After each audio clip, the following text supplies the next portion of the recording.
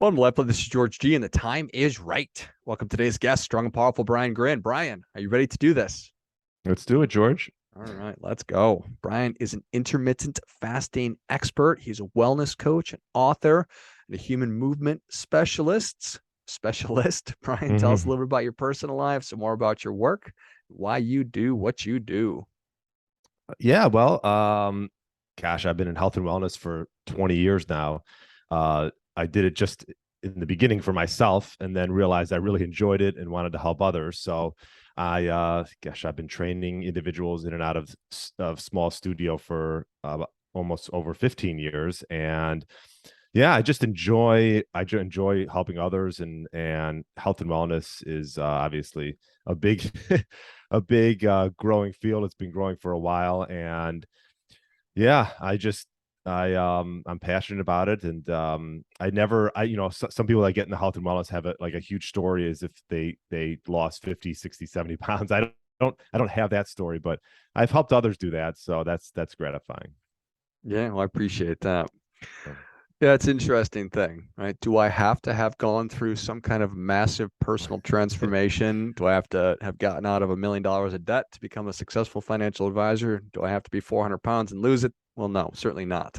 But Yeah, certainly not. I mean, I think people get inspired by that, but they also can be inspired by other people that have done it. And I think leading by example is important, though, and I do that. So yeah, like that's that you've been able to successfully navigate, diet and exercise and stressful living and everything else, and running a business for 20 years and be a healthy human being, well adjusted, which I'm sure that you are, Brian, is certainly a hmm testament to that. So, although there are lots of people getting into health and wellness, and it's a massive field, we're not necessarily making a dent, are we? Or maybe we are. There's still a lot of people who are struggling. yeah, yeah, it's sort of sad in the sense that you think that we'd make more of a dent. I think that we're sort of fighting a few things. We're fighting just government guidelines that were wrong, and we're fighting as far as what to eat, and then we're also fighting big money, big food, big pharma, and they control a lot. So all the food that's out there, not all, but a lot of it is out there so that you can have more of it, and it's highly palatable and addictive to some degree. So I think you're fighting some things there, and that's why I think it's been difficult for some people as they age. And you're also fighting your age too, right? It doesn't get any easier as you get older, because I work a lot with people that are 40 plus, 50 plus, and you got to make tweaks, and it's a little bit different. You're not 25 years old; you can't get away with those things anymore, too. Yeah, that's a reality. I'm 43 years old, and it becomes more difficult with age to either build strength and muscle or lose that stubborn belly fat or wherever it is that you carry your fat. hmm So those are big problems. Government guidelines that were incorrect. The food pyramid. I think if we're not aware of that, it's not what we're supposed to be doing. It's not healthy. And then big food is massive. Big pharma is massive. And then we get older. So I take it all back. These are compelling reasons as to why it is that we're overweight. So it's literacy. It's actually understanding what we should be putting in our mouths and when. Um, and how relative is that? Yeah, I think it's all relative. Everything plays a role. I think that's one thing that sometimes gets lost is the importance of obviously what you put in your body, when you do it, and then other things like stress and sleep and activity. Those play a big role as well. I think if someone's not sleeping well, then a lot of the other things don't really matter, right? So I think you have to look at it as like sort of as a whole piece of a pie, and try to take one thing at a time and conquer it. Yeah. And I'm a huge fan of it's kind of a play on words, small bites.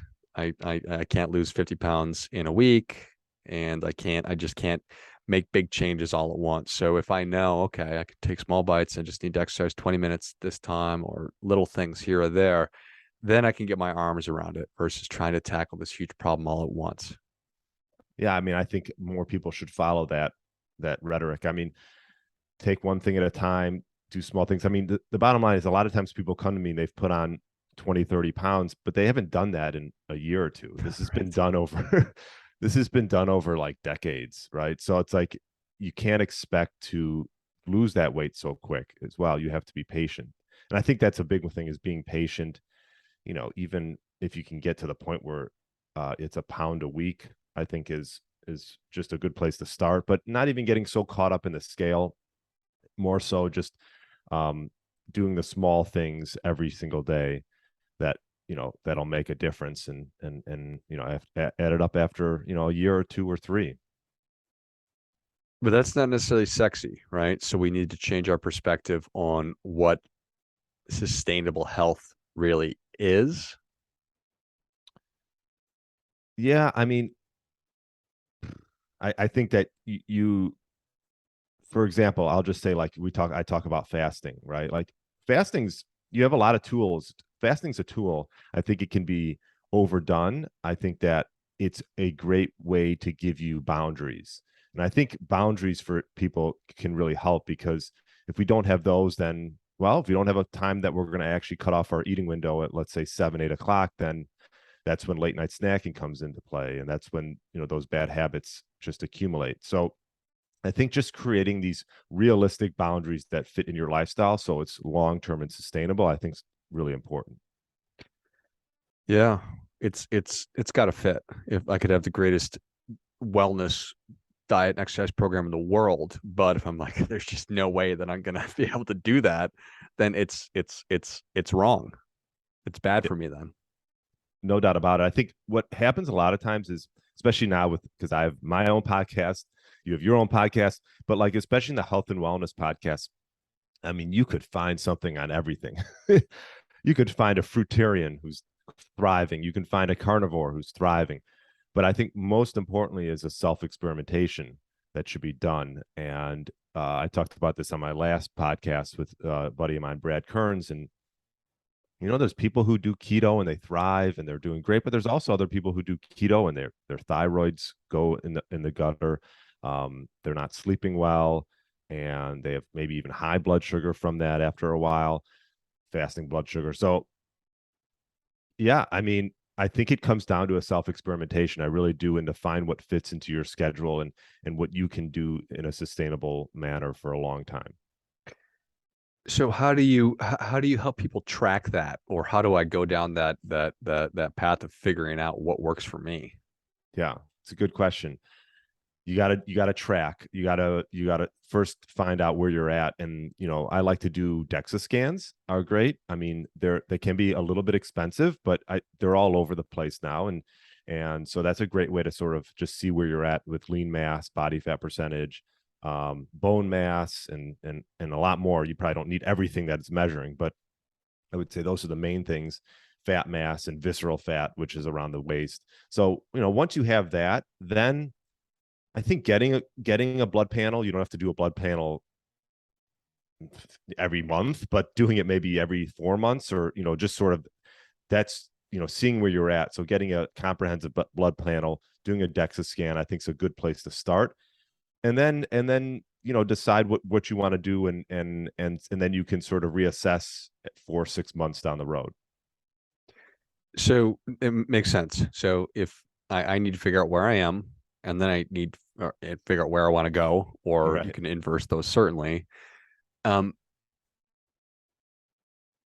I bet that people don't really spend a lot of time thinking about that. Like, what are your actual goals? No, for sure. I think that one of the things I like to do with clients is figure out, why they want to lose weight, or why have they come to me? Do they have a health scare? Do they want to be around for their grandchildren? I think digging into the why is really important as well, right? Like having those numbers, and, oh, I want to lose 10 pounds. Great. Well, why? Do you want to do this? I mean, a lot of people pick events, they have a wedding or this or that, but Yeah. I think it's got to run a little bit deeper for that, for you to really maybe make it long term and consistent. Just losing weight for the sake of losing weight, I can't imagine that that's going to check that sustainability box. Like, okay, so you want me to cut out snacking just for the sake of doing it? I can't imagine that that's enough to actually make the sacrifice that it's going to require and to make massive shifts in the way that I interact with food and my entire lifestyle. It needs to be tied to something that's bigger.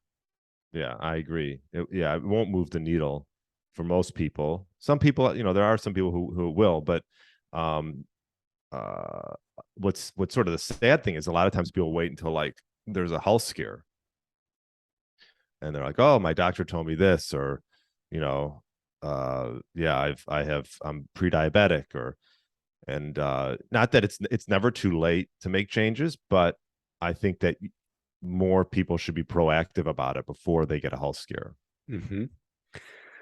Yeah, it was interesting just for me personally when I was approaching 40 years old. It's like, okay, and I've got young kids. Thought, is this the body that I want to take with me into older age? Right. And I'm like, oh, that's a fairly profound question and something to be thinking about.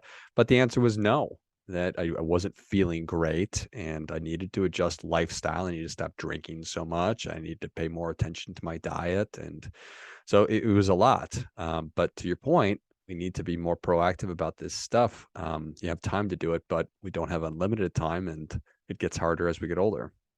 Yeah. Yeah, I think that's a realization that quite a bit of at least men and probably women come into once they're coming into their 40s. I think because, like you said, you have a family, you have kids. A lot of times your health is put on the back burner. And what people need to realize is that without their health, what do they have really?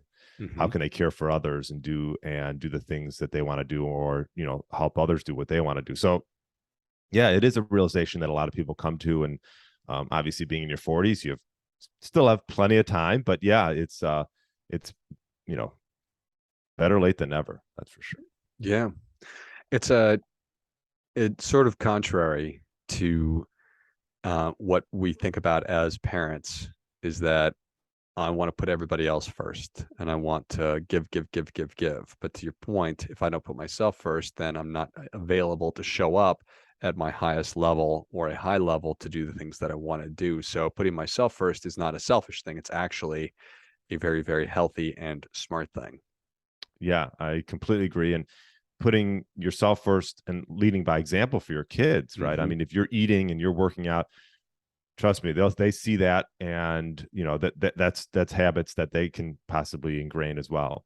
So I know that you are an intermittent fasting expert, and I think that seems to be bubbling up in the world in more popularity. And you mentioned it's good and bad, and I guess if I just stopped eating, then that would be anorexia, and it would not be healthy. But that sweet spot.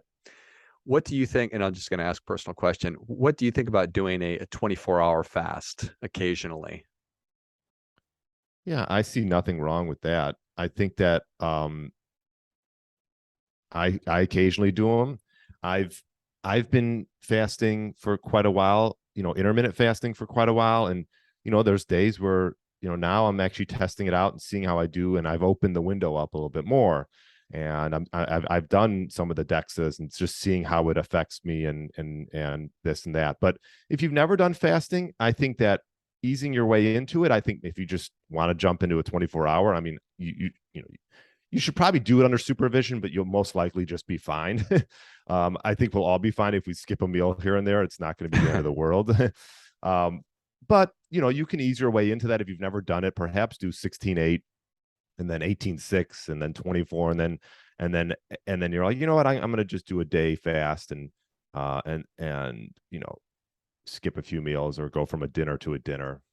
And I think there's nothing wrong with that. I mean, again, it's a tool. It's not something that you need to abuse, but it's a tool.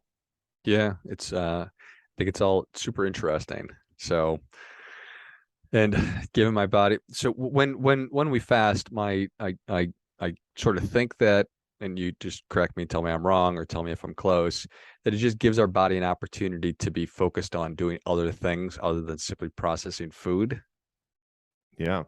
I think that's a great way to put it. It really does. It, gives gut gives the gut a rest, and mental clarity, concentration, things like that. I mean, you are turning on counter regulatory hormones. So you're getting the rush of maybe adrenaline and things like that, and a bit of stress hormones, because obviously it's like if you don't have food, your body will sort of get in, turn on those counter regulatory hormones, which is fine every once in a while. I think you can overdo it, but yes, I mean, people get increased energy for a while, and you can get into a bit of fat burning, and you hear ketosis is a big thing, cell cleansing, things like that. So yeah, your body is going to turn its attention to other things other than digestion, because digestion is obviously takes a lot of energy. So yeah, no, it definitely, that's a good way of putting it. In terms of um, in terms of ongoing monitoring of our body, you mentioned DEXA scan and blood panels. Are there other things that or other tools that you recommend or use for just continually monitoring my health? Yeah, I mean, if for example, if there's not a DEXA scan in your area, doing just simple measurements, hip and waist ratio to, God, you could do chest and arm, like especially if you're getting into lifting and you just want to see, if you're growing in the right area. So I think those, waist circumference, those are just simple things that even the eye test, right? I think we all know how our clothes fit and how we feel. I think those are the most important things. So yeah, if you don't have a DEXA scan, or if it's whatever too expensive, then doing those just simple measurements, I think will give you a good enough baseline. Yeah, I appreciate that.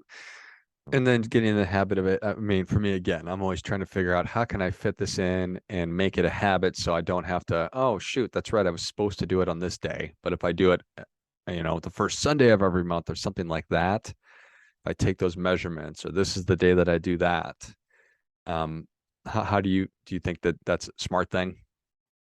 Yeah, I mean, there's people who weigh themselves every day. I think that's a little bit of overkill, but if you want to pick a day every week that you want to weigh yourself, just to get a sort of feel for where you're at. But again, this could be deceiving, especially if you're lifting, which obviously is important as well, resistance training. So, but yeah, I would say that as far as doing the measurements is concerned, I think you don't have to do that every week. You could probably do that once a month, but you'll get a feel for how your clothes fit as well. So you probably won't even need to do any measurements. Yeah, well, that makes sense. Just, Yeah. you know, You'll know. it is I mean, it's a challenge and an opportunity, because it's a lot when we go through those different factors that you were talking about diet and exercise and stress and sleep and environmental considerations. I really think that it is an advertisement for working with somebody who can sort of guide you through. I think that there's so much value in that. So Yeah. on that, Brian, thank you for coming on. Where can people learn more about you and how can they engage? Yeah. BrianGryn.com.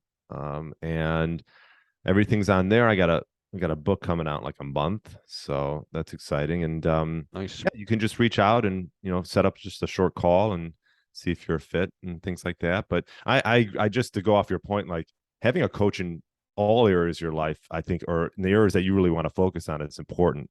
And that's the main thing I would say that I would do, is hold individuals accountable. I think that's what really needs to be done. That's sort of the missing piece for a lot of people. So Okay. I love it. Well, if you enjoyed this as much as I did, show Brian your appreciation and share today's show with a friend who also appreciates good ideas. Go to briangryn.com. That's BrianGryn.com, and check out all the great resources that Brian has on there. And also keep an eye out for his new book coming out soon. Thanks again, Brian. thank you, George. And until next time, remember, do your part by doing your best.